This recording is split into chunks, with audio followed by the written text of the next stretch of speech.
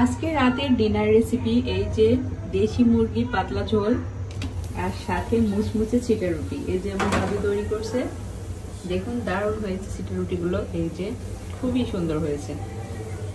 তো এই যে দেখুন চিটা রুটি বানানোর প্রসেসটা খুব সুন্দর হচ্ছে। চিটা রুটি দেওয়ার প্রসেসটা এই যে এরকম পাতলা করে চালের গুঁড়া লবণ দিয়ে গুলিয়ে তারপর একটা তেলা কড়াইয়ে আপনারা সুন্দর করে চিটা রুটি দিয়ে দিবেন ছিটিয়ে ছিটিয়ে।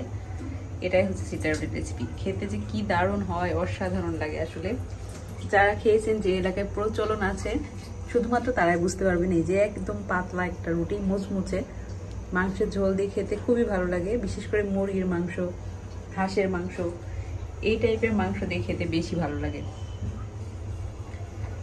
বেশি সময় লাগে না একটা করে চিটা রুটি হতে, খুব বেশি হলেও আপনার 30 সেকেন্ডের মতো লাগে। এই যে কমপ্লিট, এখন আবার উঠাবে। পাতলা করে দেওয়া হয় তো যার কারণে মুচমুচে হয়, খেতেও কিন্তু অসাধারণ হয়। এটা আমাদের এলাকায় একেবারে বিখ্যাত খাবার। দেখুন কত সুন্দর হয়েছে, একদম জালের মতো হয়, তাই খেতে বেশি ভালো লাগে।